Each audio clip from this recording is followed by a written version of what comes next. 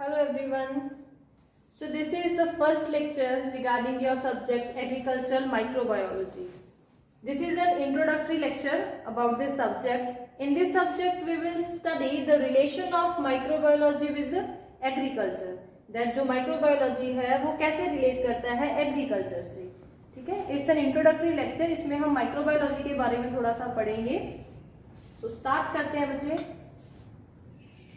What is microbiology? Microbiology term itself describes, if we divide this word into different parts, then what does micro means? Micro means small or minute things. जो भी चीजें छोटी होती हैं, small होती हैं, उसको हम साइंटिफिक लैंग्वेज में उसके लिए माइक्रो वर्ड यूज करते हैं. And what does bio mean? Bio means living things. The word logy means study. So what is microbiology? Microbiology is the study of small living things. The study of micro living things. उसको हम बोलते हैं microbiology. The small living things जो microbiology के under आती हैं, जब भी हम कभी भी माइक्रोबायोलॉजी के बारे में सुनते हैं या माइक्रोबायोलॉजी टर्म देखते हैं तो उसमें क्या आता है? Mainly microbes. तो क्या होते हैं ये सारे माइक्रोब्स? जनरली जब भी हम माइक्रोब वर्ड सुनते हैं तो हमें लगता है microbe means bacteria. Bacteria means disease. ऐसा कुछ हमें लगता है कि अगर हम माइक्रोबायोलॉजी स्टडी कर रहे हैं तो हम माइक्रोब्स के बारे में स्टडी करेंगे, स्मॉल लिविंग क्रिएचर्स के बारे में स्टडी करेंगे, और वो स्मॉल लिविंग क्रिएचर्स बैक्टीरिया हैं जो कि ह्यूमन काइंड के लिए बहुत सारी डिजीजेस कॉज करते हैं. लेकिन क्या वाकई ही ऐसा है? हाँ, कुछ हद तक ऐसा ही होता है, लेकिन इसका ये मतलब नहीं है कि माइक्रोबायोलॉजी में सिर्फ और सिर्फ बैक्टीरिया आते हैं या माइक्रोब्स में सिर्फ और सिर्फ बैक्टीरिया आते हैं, कोई अदर ऑर्गेनिज्म नहीं होता, और जो बैक्टीरिया है वो हमेशा डिजीज ही कॉज करते हैं. ऐसा नहीं है. अगर हम माइक्रोब्स की बात करते हैं, the microbes which we study in microbiology, तो उसके अंदर बहुत सारे लिविंग ऑर्गेनिजम्स आते हैं. जैसे कि फर्स्ट वन जो हम सबको पता है, दैट इज बैक्टीरिया. बैक्टीरिया के अलावा there are other lower organisms, protozoa, then another living group, that is fungi, the next one, that is algae and virus. So there are many living organisms or the living groups which come under the category of microbes. इन सब को ही हम study करते हैं microbiology के अंदर. ठीक है? Bacteria, क्या इसके यूजफुल नेगेटिव इफेक्ट्स हैं? Same protozoa, fungi, algae, virus, ये सारे ऑर्गेनिजम्स क्या हैं और ये हमारे लिए यूजफुल हैं या हमें कोई नुकसान पहुंचाते हैं, इन सब का एग्रीकल्चर से क्या रिलेशन है, वो सारी चीजें. So these are the living organisms or the living groups जो माइक्रोब्स के अंदर आते हैं. क्या है ये सारी चीजें? Bacteria, protozoa, fungi, algae, virus, हम सबको पता है these are the lower living organisms. ठीक है? लेकिन जब भी हम किसी लिविंग ऑर्गेनिज्म की बात करते हैं तो हमें पता है कि जो लिविंग ऑर्गेनिजम्स हैं they are made up of cell. कोई भी लिविंग बॉडी है उसका जो स्ट्रक्चरल यूनिट होता है वो सेल है. सो लिविंग ऑर्गेनिजम्स को अगर हम सेल के बेसिस पे डिवाइड करना चाहें तो हमें पता है कि लिविंग ऑर्गेनिज्म दो तरह के होते हैं. या तो वो यूनिसेलुलर ऑर्गेनिजम्स होंगे या फिर वो मल्टीसेलुलर ऑर्गेनिजम्स होंगे. तो क्या जो मैंने यहाँ पे 5 ग्रुप्स लिखे हैं वो यूनिसेलुलर है या मल्टीसेलुलर है, या उनमें से कुछ यूनिसेलुलर है कुछ मल्टीसेलुलर है? तो अगर हम इन सब की बात करें बच्चे, तो इसमें से जो बैक्टीरिया है they are generally unicellular organisms. जो प्रोटोजोआ है दे आर ऑल्सो यूनिसेलुलर। अगर हम मल्टीसेलुलर की बात करें तो बहुत सारे फंगल ऑर्गेनिजम्स हैं जो मल्टीसेलुलर होते हैं, एल्गी जो मल्टीसेलुलर है। जो वायरस है बच्चे वो सेलुलर ऑर्गेनिजम्स की कैटेगरी में नहीं आएगा, उसे हम अलग डिस्क्राइब करेंगे। सो यूनिसेलुलर में मेनली बैक्टीरियल ऑर्गेनिजम्स या प्रोटोजोआ आते हैं, और जो मल्टीसेलुलर है उसके अंदर फंजाई या एल्गी आती है। ठीक है, लेकिन ऐसा नहीं है कि जो फंजाई या एल्गी है वो यूनिसेलुलर नहीं हो सकते, वो दोनों ही हो सकते हैं। बहुत सारे कुछ फंगल ऑर्गेनिज्म ऐसे हैं जो यूनिसेलुलर भी हैं। उसकी एक कॉमन एग्जांपल है दैट इज ईस्ट, या बोल सकते हो एक ही फंगल ऑर्गेनिज्म है जो यूनिसेलुलर है। उसके अलावा बाकी सारी फंजाई या जो फंगल ग्रुप है वो मल्टीसेलुलर कैटेगरी में आता है। वैसे ही एल्गी के भी कुछ ऑर्गेनिजम्स यूनिसेलुलर हो सकते हैं। सो फंजाई या एल्गी यूनिसेलुलर भी हो सकती है, मल्टीसेलुलर भी हो सकती है। बैक्टीरिया या प्रोटोजोआ यूनिसेलुलर की कैटेगरी में आएंगे। सो ये तो एक क्राइटेरिया है लिविंग ऑर्गेनिजम्स को डिवाइड करने का, कि जो लिविंग ऑर्गेनिज्म है, जो माइक्रोब्स के ग्रुप्स हैं, वो यूनिसेलुलर होते हैं या मल्टीसेलुलर होते हैं। इसके अलावा जो ये माइक्रोबियल ग्रुप्स हैं ये यूकैरियोट्स की कैटेगरी में आते हैं या प्रोकैरियोट्स की कैटेगरी में आते हैं। अब ये टर्म्स क्या है, यूकैरियोट क्या है, प्रोकैरियोट क्या है?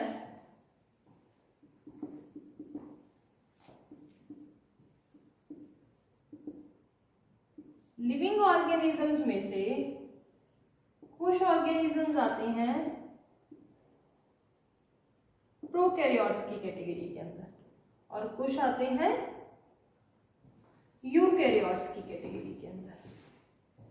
वैसे आपको पता भी होगा, लेकिन फिर भी व्हाट आर प्रोकैरियोटिक ऑर्गेनिजम्स या प्रोकैरियोट्स क्या होते हैं?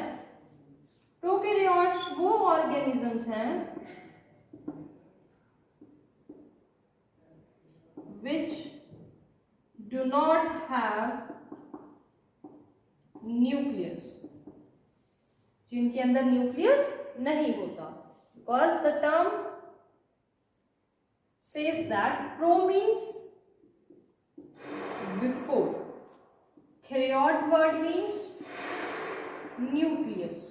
so वो सेल या वो ऑर्गेनिज्म जो न्यूक्लियस बनने से पहले भी एग्जिस्ट करते थे, मतलब उनके अंदर फुल फ्लेश्ड न्यूक्लियस नहीं होता, या हम बोल सकते हैं the cell in which nucleus is absent.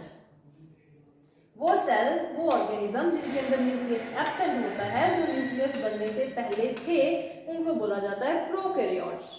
और इसके अंदर माइक्रोबियल कैटेगरी में से कौन से ऑर्गेनिज्म आते हैं? बैक्टीरिया।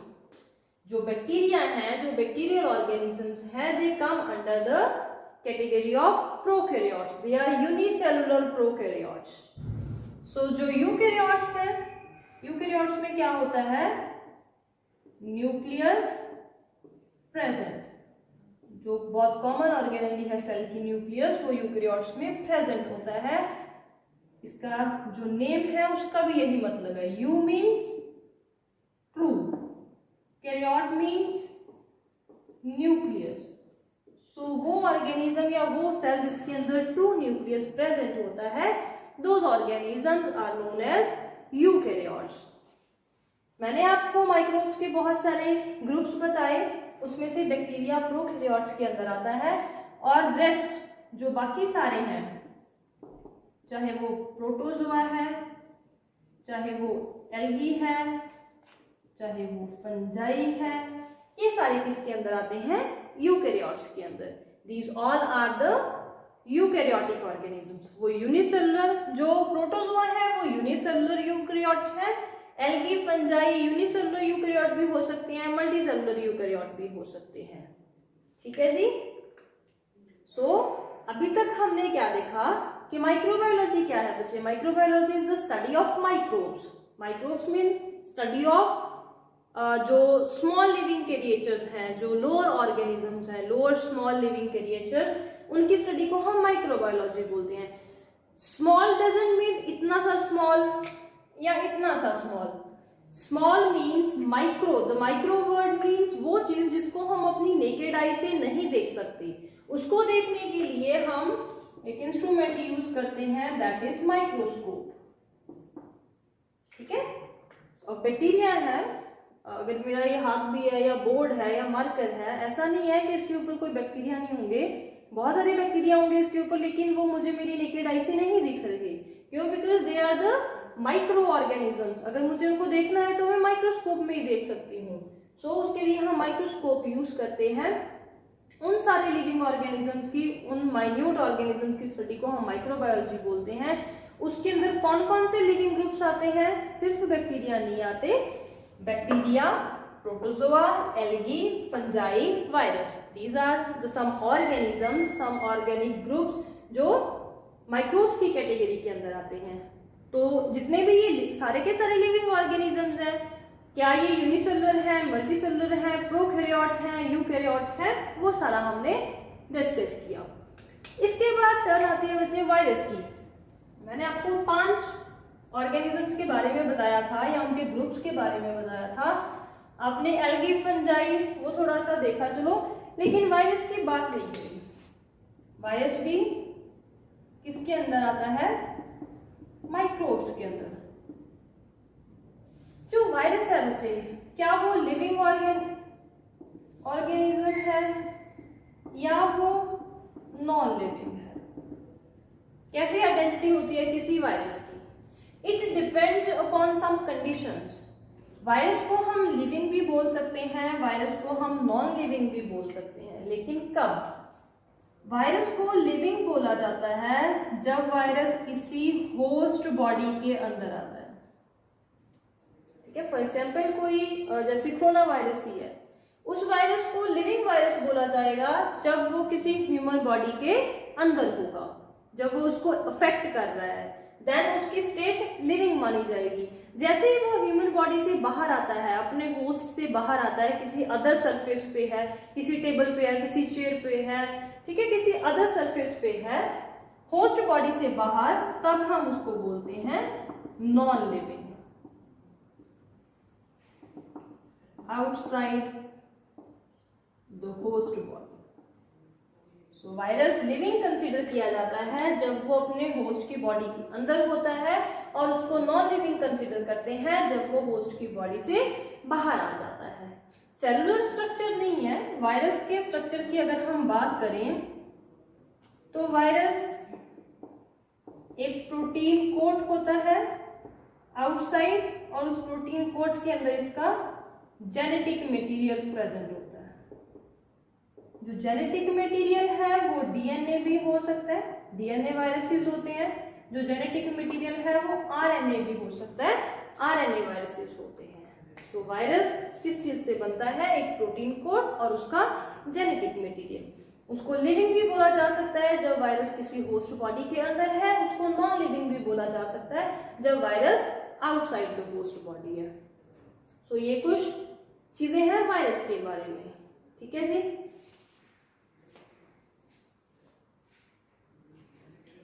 इसके अलावा आपने कुछ वर्ड्स अभी हमने लिखे थे, या माइक्रोबियल ग्रुप्स मैंने लिखे थे।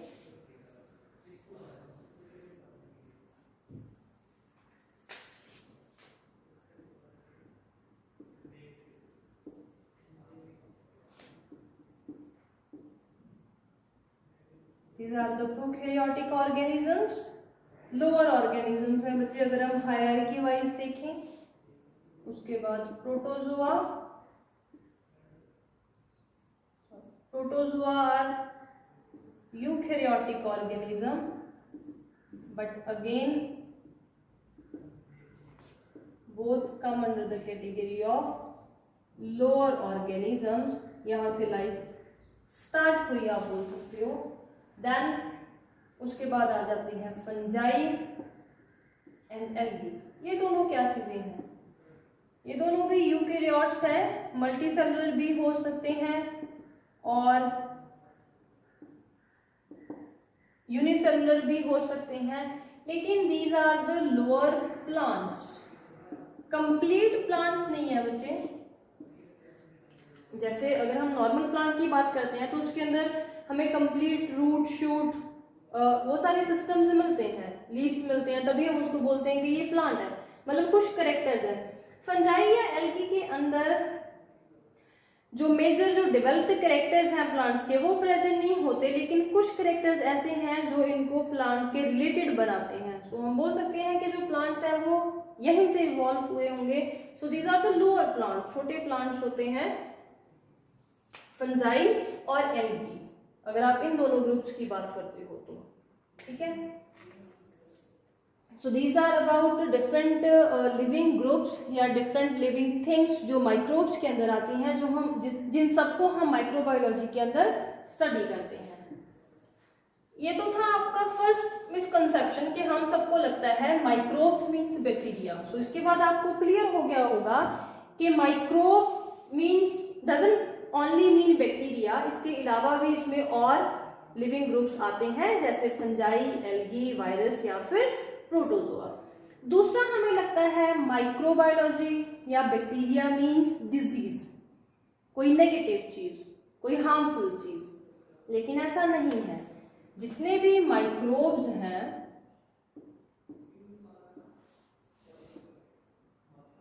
हार्मफुल भी होते हैं मैनकाइंड के लिए या प्लांट्स के लिए या अदर लिविंग थिंग्स के लिए, लेकिन साथ ही साथ यूजफुल भी होते हैं। सो अभी हम देखेंगे कि कैसे माइक्रोब्स का कौन कौन सा हार्मफुल इफेक्ट है, कौन कौन सा यूजफुल इफेक्ट है। अगर हम हार्मफुल इफेक्ट की बात करते हैं बच्चे, तो एक तो माइक्रोब्स डिजीज कॉजिंग ऑर्गेनिजम्स हैं, चाहे वो डिजीज किसी ह्यूमन को हो रही है, चाहे वो डिजीज किसी प्लांट को हो रही है, चाहे किसी अदर एनिमल को हो रही है। सो हार्मफुल डिजीज कॉजिंग ऑर्गेनिजम्स होते हैं। इसके अलावा जो आपका फूड है उसको स्पॉइल करते हैं। फूड स्पॉइलेज माइक्रोब्स की वजह से होती है। जब हम बोलते हैं कि खाना खराब हो गया है, अब हम इसको नहीं खा सकते, तो खाना खराब होने का क्या मतलब है कि उस खाने के अंदर बैक्टीरियल ग्रोथ हो गई है या फंगल ग्रोथ हो गई है, ठीक है, या किसी तरह का वायरस आ चुका है। सो वो फूड, जब वो खाना खराब होने का मतलब है उसके अंदर माइक्रोब्स का ग्रो कर जाना। सो फूड स्पॉइल होता है माइक्रोब्स की वजह से। डिजीज कॉजिंग ऑर्गेनिजम्स हैं। इसके अलावा अगर हम हार्मफुल इफेक्ट की बात करें तो डिजीजेस टू वेरियस क्रॉप्स, बहुत सारी क्रॉप्स ऐसी हैं जिनकी यील्ड सिर्फ और सिर्फ डिजीज की वजह से कम हो जाती है। वो डिजीज फंगल डिजीज भी हो सकती है, वो बैक्टीरियल डिजीज भी हो सकती है, वो कोई वायरल डिजीज भी हो सकती है, ठीक है। सो जो क्रॉप्स को डिजीजेस कॉज करते हैं माइक्रोब्स, जो स्पेसिफिकली डायरेक्टली कंसर्न है एग्रीकल्चरल माइक्रोबायोलॉजी से, इसीलिए हम इस सब्जेक्ट को एग्रीकल्चर में स्पेसिफिकली स्टडी करते हैं। अदरवाइज हमें माइक्रोबायोलॉजी स्टडी करने का क्या पर्पस, क्योंकि ये डायरेक्टली और इनडायरेक्टली रिलेटेड है क्रॉप से, एग्रीकल्चर से। तो ये कुछ हार्मफुल इफेक्ट्स हैं माइक्रोब्स के, डिजीज कॉज करना, फूड को स्पॉइल करना, क्रॉप्स का जो यील्ड है उसको रिड्यूस कर देना। लेकिन सिर्फ और सिर्फ हार्मफुल नहीं है, इसके बहुत सारे यूजफुल इफेक्ट्स भी हैं, जैसे कि there is a process known as decomposition. Decomposition का क्या मतलब है? किसी भी डेड ऑर्गेनिक मैटर को खत्म करना, चाहे वो एनिमल है चाहे वो प्लांट है, कोई भी लिविंग डेड ऑर्गेनिक मैटर उसको खत्म करना, that is the process which is known as decomposition. कौन करवाता है डीकम्पोजिशन? किसकी वजह से होती है डीकम्पोजिशन? सिर्फ और सिर्फ बैक्टीरिया की वजह से, सिर्फ और सिर्फ माइक्रोब्स की वजह से। अगर डीकम्पोजिशन नहीं होगी तो आप इमेजिन करो जो डेड बॉडीज हैं, जो कोई एनिमल मर जाता है या जो वेस्ट प्लांट्स हैं, वो कभी खत्म ही नहीं होंगे, कभी खत्म नहीं होंगे। तो इस अर्थ के ऊपर जितना लिविंग क्रिएचर है उससे कहीं ज्यादा डेड बॉडीज हो जाएंगी। सो उनको खत्म करना, उनको यहाँ से रिमूव करना, उसमें डिकम्पोजिशन प्रोसेस का बहुत बड़ा रोल है। और वो डिकम्पोजिशन प्रोसेस किसकी वजह से होती है? बैक्टीरिया की वजह से। सो ये यूजफुल है हमारे लिए। नेक्स्ट है there are many industrial processes, जिसमें से एक बहुत कॉमन प्रोसेस आता है, दैट इज फर्मेंटेशन। फर्मेंटेशन क्या है? जिस प्रोसेस के थ्रू अल्कोहल बनती है, अल्कोहलिक बेवरेजेस बनती है, वो फर्मेंटेशन कौन करवाता है, किसकी वजह से होती है, बैक्टीरिया की वजह से, माइक्रोब्स की वजह से। अगर बैक्टीरिया नहीं होंगे तो इतना इम्पॉर्टेंट जो अल्कोहल है या जो बेवरेजेस है वो नहीं बन सकते, फर्मेंटेशन का प्रोसेस नहीं हो सकता। इसके अलावा फर्मेंटेशन यूज होती है जब ब्रेड वगैरह बनते हैं, है ना, ईस्ट की हेल्प से, वहां पे भी फर्मेंटेशन ही होती है। जो वो वाली इंडस्ट्रीज हैं उसमें भी अल्टीमेटली ईस्ट फंगल ऑर्गेनिज्म ही यूज हो रहा है, तो वो भी तो माइक्रोब है, वो भी हमें किसकी देन है, माइक्रोब्स की। बहुत सारे न्यूट्रिएंट साइकिल्स हैं सॉइल के अंदर जो सिर्फ और सिर्फ माइक्रोब्स की हेल्प के बाद ही पूरे हो सकते हैं, जैसे कि नाइट्रोजन फिक्सेशन, बहुत इंपॉर्टेंट साइकिल है। सॉइल के अंदर जो नाइट्रोजन प्रेजेंट होती है, प्लांट्स को ग्रोथ के लिए नाइट्रोजन चाहिए, लेकिन जो सॉइल के अंदर नाइट्रोजन प्रेजेंट है प्लांट्स उसको डायरेक्टली अपटेक नहीं कर सकते।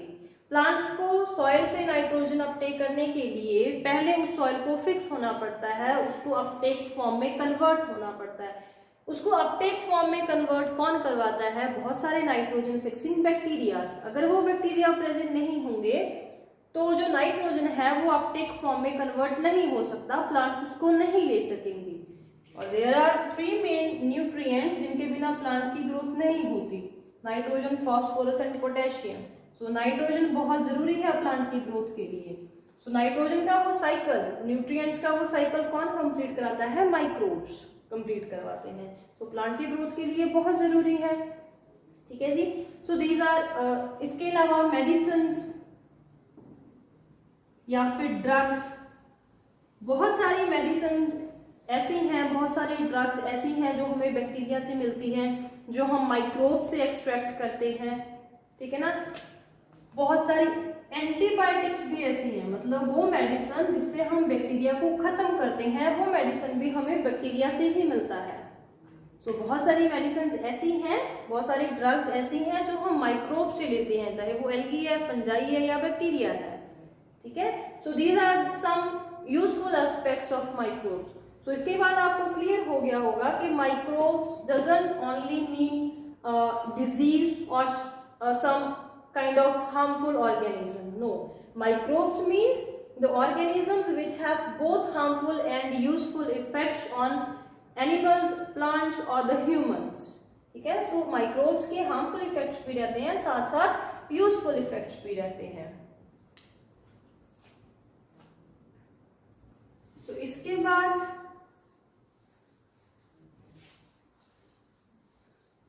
अभी तक हमने जर्नल पढ़ा है कि माइक्रोबायोलॉजी क्या है, उसके अंदर कौन कौन से लिविंग ऑर्गेनिजम्स आते हैं, चाहे वो फंजाई है, एल्गी है, बैक्टीरिया है, क्या उनके यूजफुल इफेक्ट्स हैं, क्या उनके हार्मफुल इफेक्ट्स हैं। सो this is all about a little bit introduction about agricultural microbiology. इसमें आपको ये भी पता चल गया होगा कि जैसे मैंने बोला कि बहुत सारी डिजीजेस कॉज होती हैं क्रॉप्स को, है ना, बहुत सारी डिजीज कॉज होती हैं क्रॉप्स को, तो वो किसकी वजह से है, बैक्टीरिया की वजह से। क्रॉप्स एग्रीकल्चर का पार्ट है, डिजीज कॉज बैक्टीरिया की वजह से होती है, that's why these two terms are interlinked, ठीक है। देन मैंने आपको बोला कि जो न्यूट्रिएंट साइकिल है सॉइल के अंदर वो किसकी वजह से पूरे होते हैं, बैक्टीरिया की वजह से या फिर माइक्रोब्स की वजह से। वहां पे भी बैक्टीरिया या माइक्रोब्स रिलेटेड हैं डायरेक्टली और indirectly to the crops. So microbiology relate करती है एग्रीकल्चर से, इसीलिए हम ये सब्जेक्ट पढ़ते हैं एग्रीकल्चर माइक्रोबायोलॉजी। नेक्स्ट लेक्चर में हम लोग स्टार्ट करेंगे बच्चे हिस्ट्री के जो माइक्रोबायोलॉजी है क्या वो कहाँ से स्टार्ट हुई, कहाँ से हमें पता चला कि माइक्रोब्स का भी कोई यूजफुल इफेक्ट हो सकता है या माइक्रोब्स का भी कोई हार्मफुल इफेक्ट है, या इसको हम एग्रीकल्चर में यूज कर सकते हैं या पहले कहाँ पे यूज करते थे, वो सारी चीजें हिस्ट्री ऑफ माइक्रोबायोलॉजी। एंड उसके बाद हम आएंगे बैक्टीरियल सेल स्ट्रक्चर के ऊपर। So step by step we will do all the topics which are there in your syllabus agriculture microbiology it's just an introductory lecture जिसमें हमने थोड़ा सा माइक्रोबायोलॉजी के बारे में या उसका relation with respect to agriculture पढ़ा। नेक्स्ट लेक्चर में हम हिस्ट्री ऑफ एग्रीकल्चर से स्टार्ट करेंगे। So this is all about today. Thank you.